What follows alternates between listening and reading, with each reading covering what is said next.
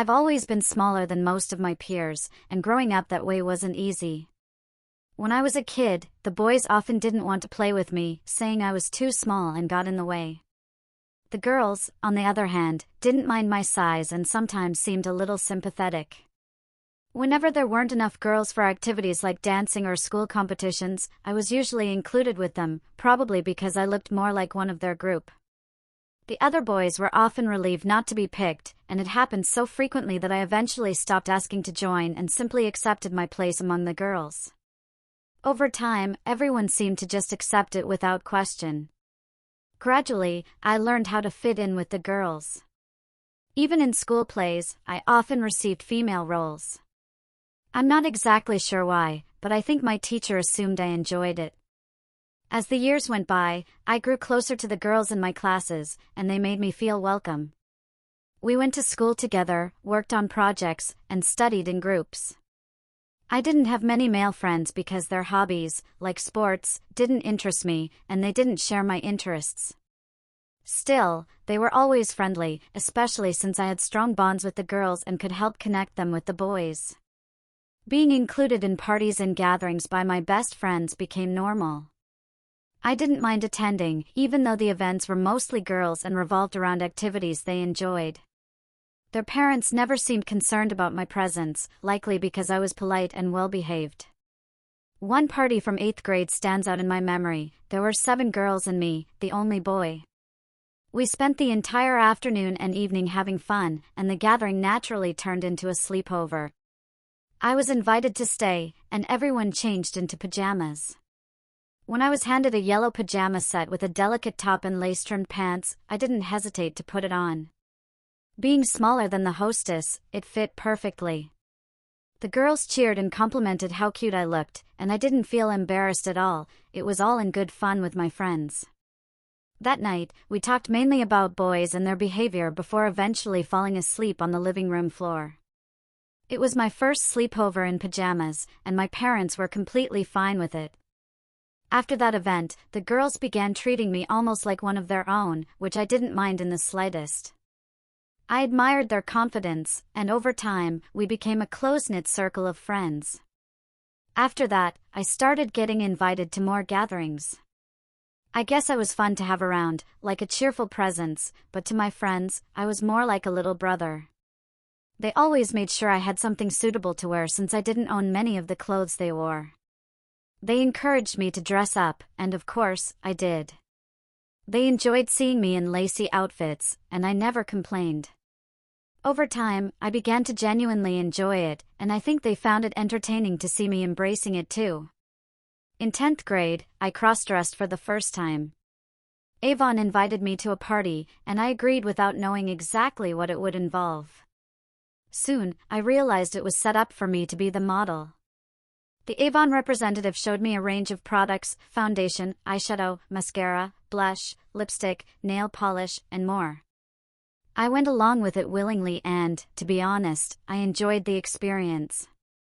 Looking back, this might have been one of the reasons the girls liked me so much. By the time we finished, I looked like a genuinely beautiful girl. Then my friends got playful with my hair. It was long enough for them to add bangs and a few curls, which made my appearance even more feminine. Zoe, the hostess, pretended she needed to show me something upstairs and guided me to her room.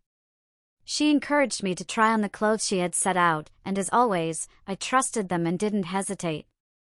I had always wondered what I'd look like fully dressed as a girl, so with Zoe's help, I put on the outfit she had prepared. When I returned downstairs, I was fully dressed in heels, stockings, a dress, makeup, and styled hair. I loved how I looked, and the girls did too. They said I looked like one of their sisters and revealed that they had planned the whole afternoon because they thought I'd always wanted this experience. They knew me better than I even knew myself. I felt confident and comfortable in my appearance, and closer to the girls than ever. I hugged them and thanked them for everything. What began as a fun afternoon soon became an unforgettable experience. We went out as a group to window shop and people watch, and they proudly showed me off. It was something completely new. I had known these girls for years, but I had never really felt like one of them. That day, I felt a natural sense of confidence, as if I was meant to present myself this way. I carried myself with a poise that delighted my friends. I kept the Avon samples, which proved useful later. Zoe continued to help me, letting me borrow clothes, giving advice on dressing and makeup, and teaching me how to present myself gracefully. Over time, I learned to do it on my own. By senior year, I began buying my own clothes, and Zoe allowed me to store them at her house. Our group loved seeing me in different outfits, and they made sure I dressed up every time we went out, which was nearly always. I learned quickly because I was motivated and genuinely enjoyed being with them, especially when dressed as a girl. It was fascinating to see how boys' reactions changed too. Some who had never talked to me before now wanted to interact more. When my parents first saw me dressed this way, they assumed it was a joke. They didn't question it and complimented me, saying things like, "You should have been a girl," or "You look so pretty, you should dress like this more often." To help them understand, I started dressing like this more frequently, saying I was just following their advice. Over time, they realized it wasn't a joke and accepted it, as long as it made me happy, which it certainly did. After high school, Zoe and I attended the same college, which worked out perfectly.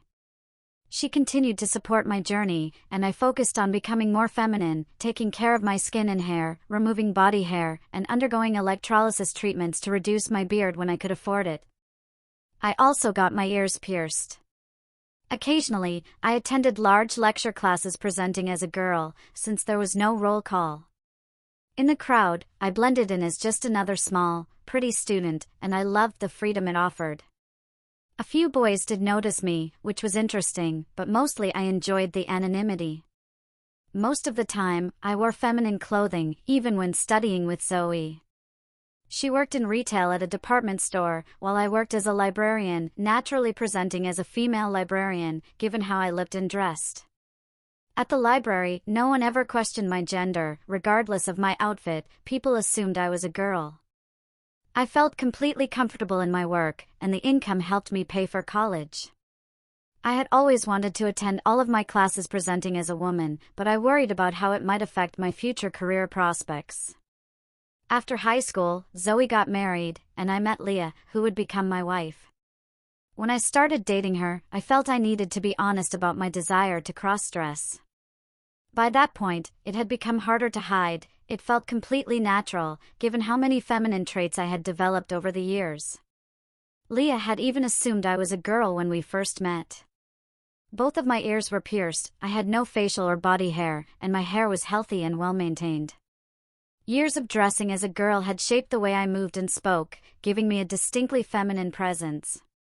When Leah first saw me dressed as a woman, she was impressed but didn't have strong feelings about it either way. I explained that I had grown up mostly around girls and had experienced dressing in both genders. She was very understanding. She loved me for who I was, not for my appearance. She thought it could be fun for me to occasionally spend time presenting as a woman, as long as we could share those moments together. Her main concern was that I was happy, no matter what I chose to do. Since getting married, we've enjoyed a variety of traditionally girly activities together, traveling, shopping, and simply having fun. Leah appreciates having a husband who can also explore the side of himself, and we even share a closet since we're the same size. I'm grateful that I can continue expressing myself the way I have for most of my life. Being small sometimes has its advantages. If you appreciated this story and wish to show your support, don't forget to join me on Patreon for exclusive content.